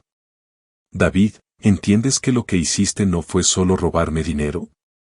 Profanaste la memoria de tu madre. Falsificaste su firma después de su muerte. Usaste su tumba como negocio. Sí. Sí, lo entiendo. Y entiendo que probablemente nunca podrás perdonarme. ¿Qué esperas de esta conversación? ¿Que te perdone y te devuelva el dinero? ¿Que retire los cargos? David se secó las lágrimas y me miró fijamente por primera vez desde que llegó. No espero nada de ti, papá. Vine aquí porque necesitaba que supieras toda la verdad, no solo los hechos que descubriste en la investigación legal. Necesitaba que entendieras que, aunque mis acciones fueron imperdonables, nunca dejé de quererte como padre. ¿Me querías cuando falsificaste la firma de mi difunta esposa? No. En esos momentos, el miedo y la desesperación lo habían eclipsado todo, incluso mi amor por ti y mi respeto por mamá. Y ahora que lo has perdido todo, el amor ha regresado convenientemente. El amor nunca se fue del todo, papá. Estaba sepultado bajo capas de pánico, avaricia y estupidez. Pero estar en la calle estos últimos días, sin nada, enfrentando la posibilidad real de ir a la cárcel, me ha hecho recordar lo que de verdad importa. Me quedé en silencio varios minutos, observando a aquel hombre destrozado, que técnicamente seguía siendo mi hijo biológico, pero que se había convertido en un extraño por sus propias decisiones. David, ¿qué vas a hacer ahora? ¿Cómo piensas vivir sin el dinero que robaste? No lo sé, admitió con sinceridad. Supongo que tendré que buscar trabajo. Algo que no he hecho en años porque siempre tuve acceso a tu dinero o al dinero robado. Tendré que aprender a vivir como una persona normal. ¿Y las consecuencias penales? Mi defensor público dice que, con las pruebas que presentaste, probablemente me enfrente a entre 2 y 4 años de prisión. Dice, si coopero plenamente y demuestro un arrepentimiento sincero, podría obtener una sentencia condicional. La posibilidad de que mi hijo fuera a prisión por sus crímenes contra nuestra familia finalmente se hizo patente en mi mente. Era lo que había buscado con mi demanda, pero oírlo expresado con tanta claridad me produjo una compleja mezcla de satisfacción justa y dolor paternal. David, dije finalmente, quiero que entiendas algo muy claramente. El dinero ya no es tuyo. Ha sido devuelto a sus legítimos herederos y las autoridades están rastreando cada centavo para asegurar su recuperación total. No hay vuelta atrás. Lo entiendo. También quiero que entiendas que, si bien agradezco tu confesión, eso no cambia las consecuencias de tus actos. Has destruido nuestra relación padre-hijo de una forma que quizás sea irreparable. David asintió lentamente, con nuevas lágrimas rodando por sus mejillas. Lo entiendo, papá. Solo espero que algún día, tal vez dentro de muchos años, puedas perdonarme lo suficiente como para dejarme intentar ser el hijo que siempre debí haber sido. Cuando cerré la puerta tras aquella conversación, supe que había llegado el momento de tomar la decisión final sobre el futuro de mi relación con David. Aquella noche, después de que David se marchara de mi puerta, completamente destrozado, me senté en el estudio de Emily con una taza de té de manzanilla, que ella solía prepararme cuando teníamos que tomar decisiones importantes. Las fotografías de nuestra vida juntos me observaban desde los estantes, recordándome constantemente que todos mis actos debían honrar su memoria y los valores que habíamos compartido durante 45 años. Durante horas, reflexioné sobre la confesión de David. Su plena admisión de culpa, aunque tardía, había revelado aspectos de su personalidad que jamás había sospechado: la ludopatía, las deudas con peligrosos usureros, la fría planificación de su robo. Todo ello dibujaba el retrato de un hombre que había vivido una doble vida durante años. El viernes, 2 de mayo, amaneció gris y lluvioso, como si el cielo reflejara mi estado de ánimo. A las 9 de la mañana, recibí una llamada de James con noticias que acelerarían considerablemente el proceso legal. Alan, tengo novedades importantes sobre el caso de David, dijo con un tono más serio de lo habitual. La fiscalía ha decidido agilizar el caso debido a la confesión que David hizo ayer a la policía. Confesión a la policía. Ayer estuvo en mi casa confesándome, pero no mencionó nada sobre hablar con las autoridades. Al parecer, después de visitarte, fue voluntariamente a la comisaría y repitió la misma confesión completa que te dio a ti. Admitió la falsificación de documentos, el robo de la herencia, todo. Esta información me sorprendió gratamente. Tras nuestra reunión, David tomó la iniciativa de confesar oficialmente sus crímenes, algo que podría haber evitado si hubiera contratado a un buen abogado defensor. ¿Qué implica esto para el proceso judicial? Significa que el caso se resolverá mucho más rápido. Con una confesión completa y pruebas forenses sólidas, el fiscal está dispuesto a negociar la sentencia. David podría enfrentarse a 18 meses de prisión condicional y 5 años de libertad vigilada, además de la obligación de devolver todo el dinero, pero este ya ha sido recuperado mediante embargo judicial. Correcto. Sin embargo, David tendría que pagar una multa adicional equivalente al 20% del monto robado como sanción. En este caso, alrededor de $1 millón. $1 millón. ¿Cómo va a pagar esa cantidad si no tiene recursos?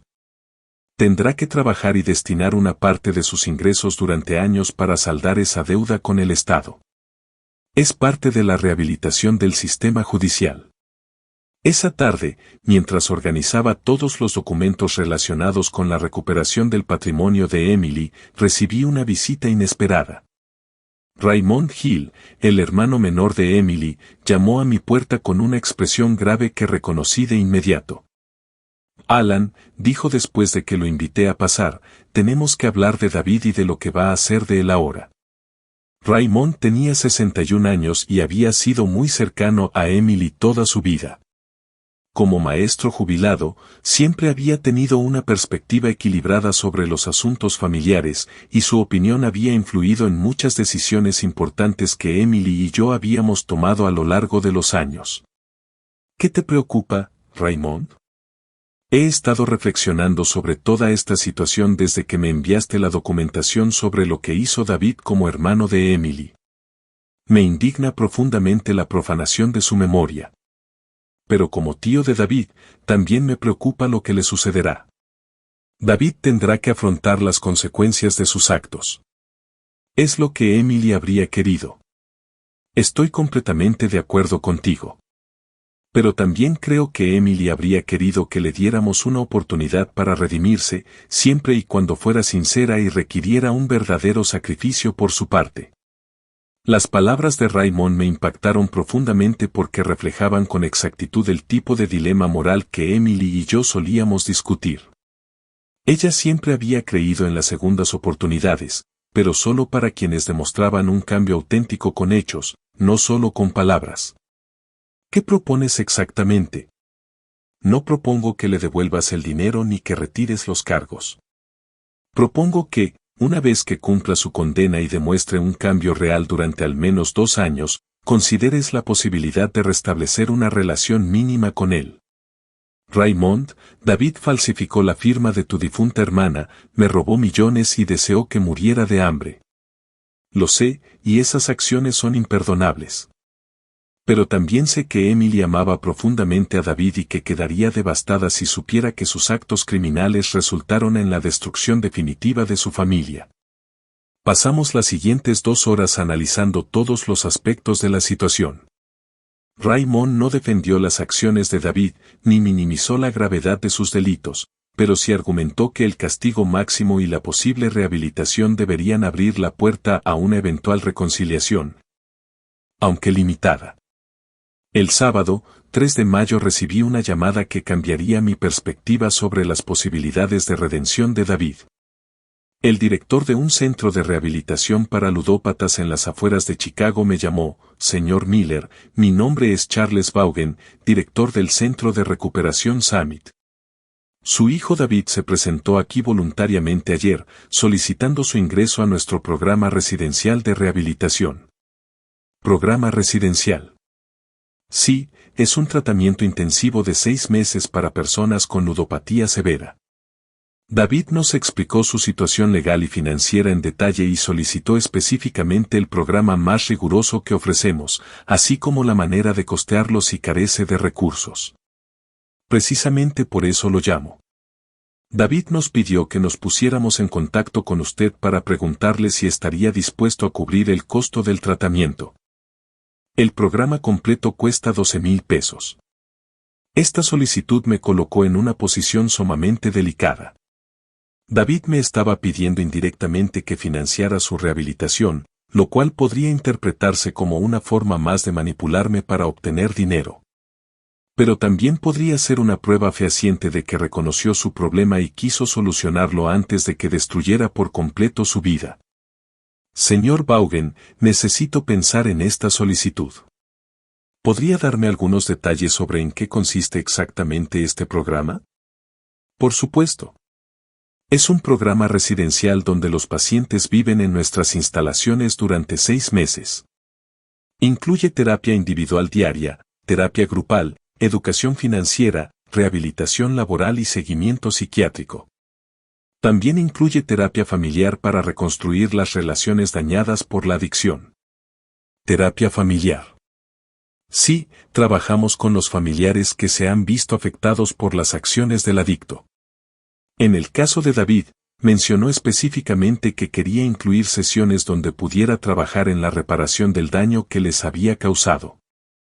Esa noche, mientras paseaba por el jardín donde Emily cultivaba sus rosas, me enfrenté a la decisión más difícil de todo este proceso.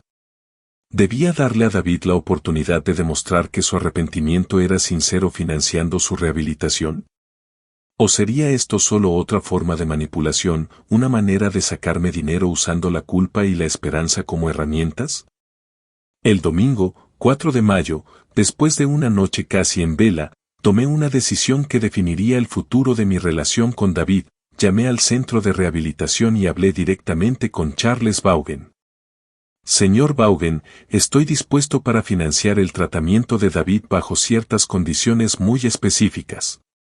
¿Qué condiciones, señor Miller?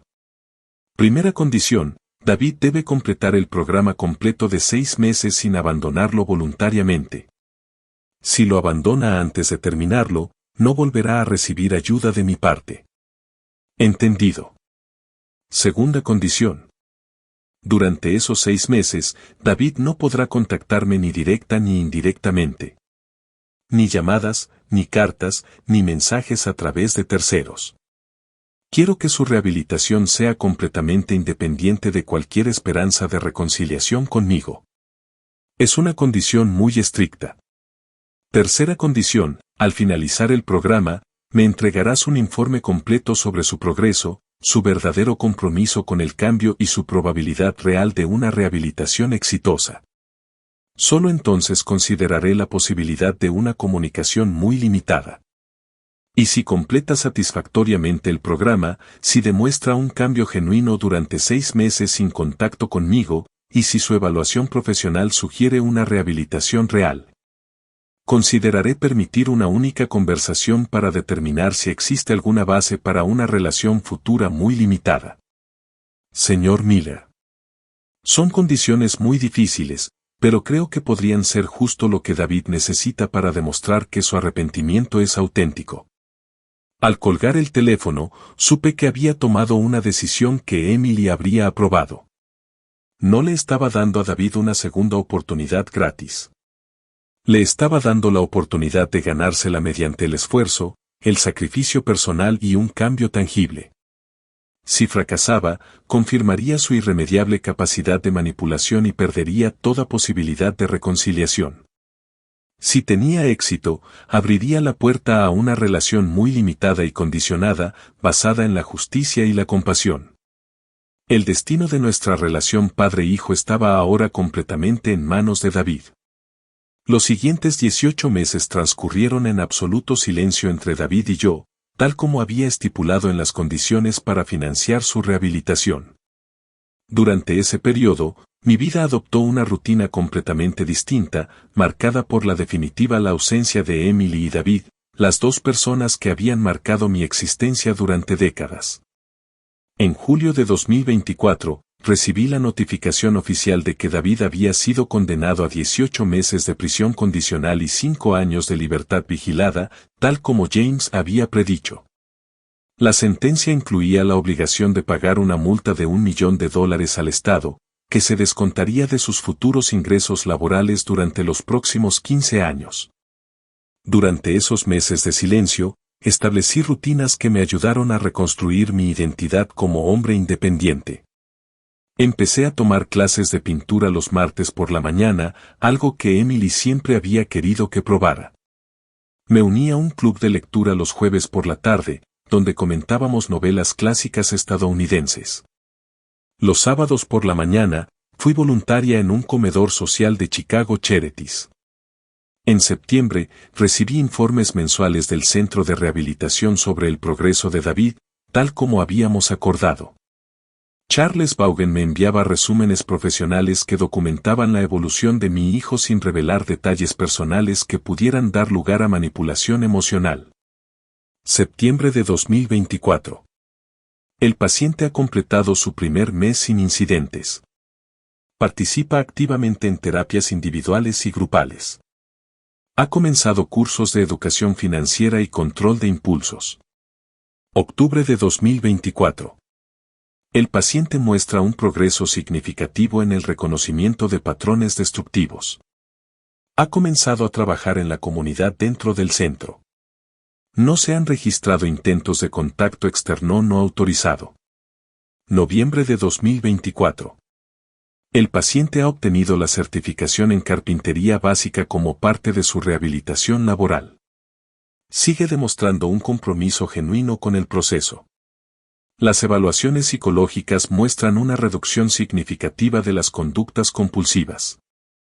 En febrero de 2025, justo un año después de que comenzara esta pesadilla, tomé una decisión que habría sido impensable meses atrás. Fundé oficialmente la Fundación Emily Miller para la investigación del cáncer de páncreas. Destinaba $2 millones de mi patrimonio personal a esta fundación, convirtiéndola en una de las organizaciones privadas más importantes del país, dedicada específicamente a la enfermedad que se llevó a Emily. La fundación financiaría la investigación médica, brindaría apoyo a las familias afectadas y mantendría viva la memoria de Emily de una manera que ella habría aprobado plenamente. Durante la ceremonia de inauguración celebrada en el hospital donde Emily recibió tratamiento, hablé públicamente sobre mi motivación para crear la fundación.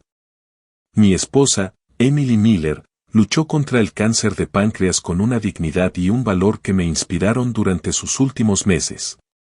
Esta fundación representa su verdadero legado, la esperanza de que ninguna otra familia tenga que enfrentarse a esta enfermedad sin los recursos necesarios para combatirla. No mencioné a David durante mi discurso, pero su ausencia física y emocional se sintió en cada palabra que pronuncié. La fundación fue mi manera de honrar a Emily utilizando recursos que él había intentado robar para fines completamente opuestos. En abril de 2025, recibí el informe más importante del Centro de Rehabilitación. Abril de 2025. El paciente ha completado satisfactoriamente 8 meses del programa. Ha obtenido la certificación profesional en carpintería y electricidad.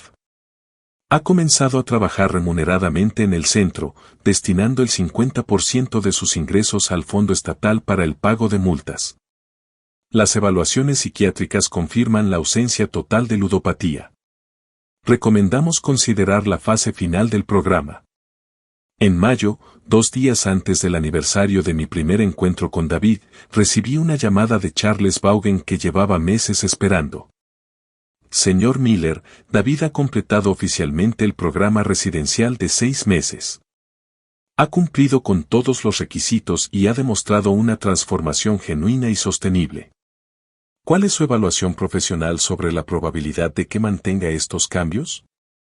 En mis 20 años dirigiendo este centro, David se encuentra entre el 5% de los pacientes que muestran el cambio más profundo y auténtico.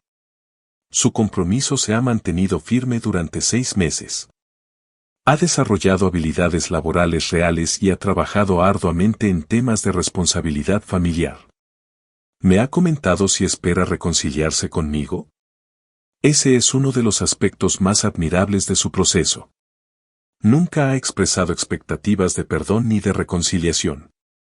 Ha trabajado en su rehabilitación con la clara comprensión de que esto podría no resultar en la restauración de su relación familiar. ¿Qué recomienda como siguiente paso? Le recomiendo que considere la conversación que mencionó en su solicitud inicial. David se ha ganado el derecho a esa oportunidad, pero la decisión sobre cualquier relación futura sigue siendo completamente suya. Esa noche, mientras cenaba solo en la cocina donde Emily solía experimentar con recetas mediterráneas, reflexioné sobre los extraordinarios cambios que habían ocurrido en mi vida durante los últimos 18 meses. Había pasado de ser un viudo vulnerable, despojado por su propio hijo, a convertirme en un hombre independiente que había recuperado su dignidad. Establecido un legado significativo para su esposa y logrado que la traición familiar asumiera consecuencias reales. Según todos los informes profesionales, David había pasado de ser un adicto manipulador que falsificaba documentos y deseaba la muerte de su padre, a convertirse en un hombre que trabajaba honestamente para pagar sus deudas y había aceptado la posibilidad de vivir sin una reconciliación familiar. El jueves 15 de mayo de 2025, justo un año después de que David comenzara su rehabilitación, decidí cumplir mi compromiso inicial. Llamé a Charles Vaughan y acordamos una reunión supervisada en el centro de rehabilitación. La conversación durará un máximo de 2 horas. Le indiqué a David que puede decir lo que necesite y yo determinaré si existe algún motivo para limitar considerablemente el contacto futuro. Lo entiendo perfectamente. Señor Miller, ¿hay alguna condición específica para esta reunión? Sí. Quiero que David entienda claramente que esta conversación no garantiza nada. No implica un perdón automático. No restituye ningún derecho financiero. Y no promete ningún tipo de relación futura. Es simplemente una oportunidad para que demuestre si su transformación es auténtica. Se lo explicaré con esas mismas palabras. Cuando colgué esa llamada, supe que me dirigía hacia la conversación más importante y difícil de mi vida. Durante 18 meses, había vivido sin David. Había construido una nueva identidad, honrado la memoria de Emily y encontrado un propósito ayudando a otras familias afectadas por el cáncer. La pregunta ahora era si David había aprovechado esos 18 meses para convertirse realmente en el hombre que su madre habría querido que fuera. O si simplemente había aprendido a manipular mejor el sistema para obtener esta oportunidad. En 3 días, finalmente tendría la respuesta.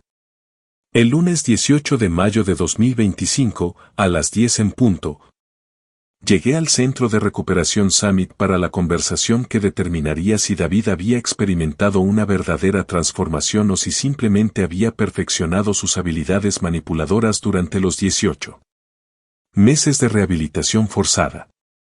Charles Vaughan me recibió en su oficina con la seriedad que la ocasión ameritaba. En los últimos meses, habíamos desarrollado una relación profesional basada en informes clínicos y evaluaciones objetivas. Pero esta sería la primera vez que vería directamente los resultados de su trabajo con David, señor Miller, antes de que comenzara la conversación. Quiero que sepa que David ha sido informado detalladamente sobre las condiciones de esta reunión. Él entiende que no tiene garantías, que no le has prometido nada y que esta podría ser su única oportunidad para comunicarse contigo. ¿Cómo reaccionó ante estas circunstancias? Con total aceptación, me dijo que simplemente agradecía la oportunidad de demostrarte que había cambiado, independientemente de si esto derivaba en algún tipo de relación futura. Charles me acompañó a una pequeña sala de reuniones con ventanas que daban al jardín del Centavo. Las paredes estaban decoradas con certificados de finalización de programas de antiguos pacientes, recordatorios tangibles de que la rehabilitación genuina era posible para quienes estaban dispuestos a esforzarse por ella. Cuando David entró en la habitación, tardé unos segundos en reconocerlo. El hombre que había estado en mi puerta hacía 18 meses, desaliñado y desesperado, había sido reemplazado por alguien que irradiaba una calma y una dignidad que no le había visto en años. David había perdido peso, pero de una forma saludable que sugería ejercicio regular y una alimentación adecuada. Su cabello tenía buen aspecto. Vestía ropa de trabajo limpia y sencilla, y sus manos mostraban los callos de quien había realizado verdaderos trabajos físicos. Pero lo más impresionante era su expresión, serena, sin rastro alguno de la arrogancia anterior ni de la desesperación manipuladora que había mostrado durante su colapso. Papá, dijo simplemente, sin intentar acercarse para darme un abrazo ni contacto físico. Gracias por darme esta oportunidad, David, respondí, manteniendo también un tono formal y distante.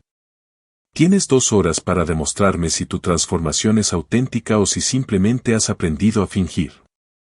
Se sentó frente a mí con las manos entrelazadas sobre la mesa, y durante varios minutos, nos observamos en silencio. Era como si nos estuviéramos evaluando mutuamente tras una ausencia que nos había transformado profundamente a ambos. Papá, durante estos 18 meses he tenido tiempo para reflexionar profundamente sobre cada decisión terrible que tomé. Cada palabra cruel que pronuncié y cada forma en que traicioné todo lo que tú y mamá me enseñaron durante 42 años. Continúa. Quiero empezar con algo más importante que cualquier disculpa. Quiero que sepas exactamente cómo he aprovechado estos 18 meses para convertirme en otra persona. David procedió a contarme con detalle su experiencia de rehabilitación, pero no con la autocompasión que esperaba. En cambio, se centró en las habilidades específicas que había desarrollado, el trabajo que había realizado y las maneras concretas en que había cambiado sus patrones de pensamiento y comportamiento. Trabajo como carpintero y electricista certificado desde hace 8 meses. Ganó $1,200 al mes haciendo reparaciones y construcción. $600 van directamente al Estado para pagar la multa que me impusieron. Los otros $600 los uso para mis gastos básicos. ¿Y dónde vives? En una habitación compartida en una residencia para personas en rehabilitación laboral. Pago $300 al mes de alquiler, 200 de comida y 100 de transporte y gastos básicos. ¿Qué haces en tu tiempo libre? Voy a reuniones de jugadores anónimos 3 veces por semana. Leo libros sobre administración financiera y psicología de las adicciones. Los fines de semana, soy voluntario en un comedor social para personas sin hogar. Esta descripción me impresionó porque era completamente diferente del estilo de vida que David había llevado durante toda su vida adulta. Por primera vez, vivía con modestia, trabajaba con sus manos y contribuía a su comunidad de maneras que no implicaban aprovecharse de los demás. David, ¿por qué decidiste ser voluntario con las personas sin hogar? Porque después de pasar noches durmiendo en parques y estaciones de tren durante mi crisis, comprendí lo que significa estar en la más absoluta indigencia. Quería ayudar a la gente en esa situación y recordarme constantemente a dónde lleva la autodestrucción y que he aprendido de mí mismo durante este proceso. David respiró hondo antes de responder, como si llevara meses preparándose para esta pregunta. Aprendí eso hace años. Vivía completamente engañada sobre quién era y qué merecía. Crecí creyendo que el dinero familiar sería mío algún día.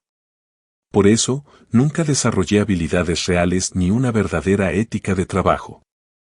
Cuando me enfrenté a una crisis financiera, mi primera reacción fue robar en lugar de trabajar.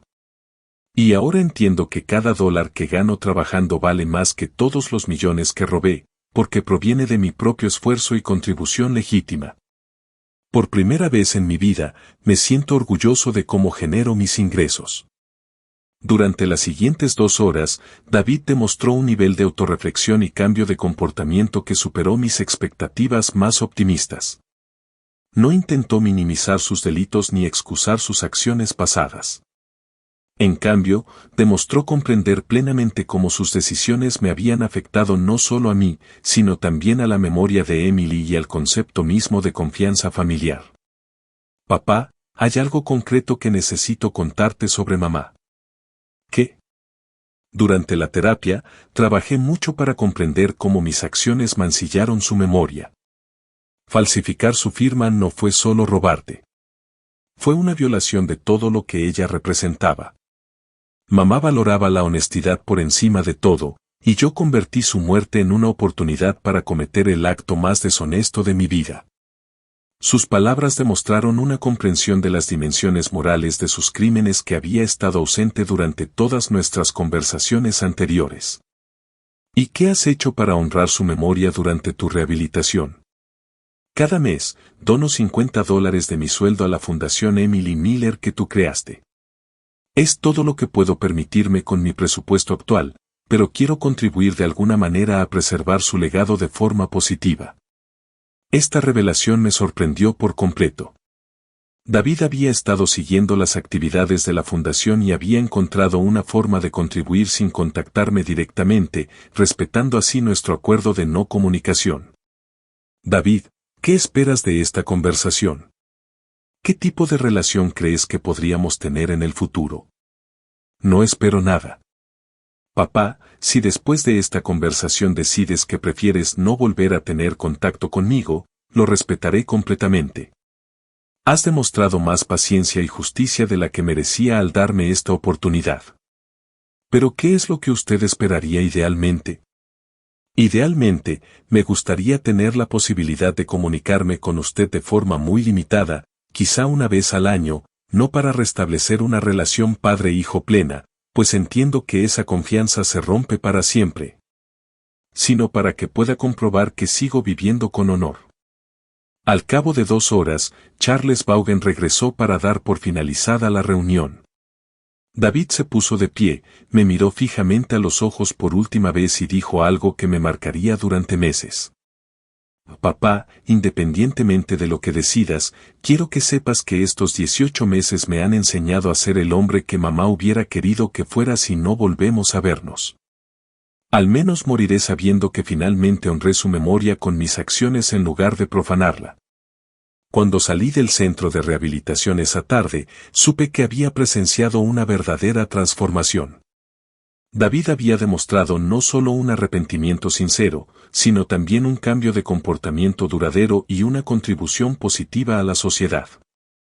2 semanas después, tomé una decisión que Emily habría aprobado.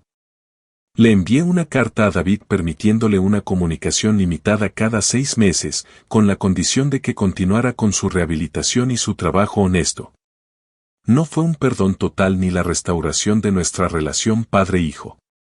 Fue el reconocimiento de que las personas pueden cambiar de verdad y que la justicia debe incluir la posibilidad de redención para quienes realmente la merecen. El dinero de Emily permanecería para siempre en la fundación que llevaba su nombre, ayudando a familias afectadas por el cáncer. David seguiría pagando sus deudas al Estado durante los siguientes 14 años, y yo continuaría viviendo de forma independiente, honrando la memoria de Emily con buenas acciones en lugar de con amargura perpetua. Habíamos encontrado una forma de coexistir que respetaba tanto la justicia como la compasión, tal como Emily nos habría enseñado. Si hubiera estado viva para guiarnos en esta crisis familiar que casi nos destruye para siempre. Si te gustó esta historia, dale un me gusta al video, suscríbete al canal y comparte tu opinión en los comentarios.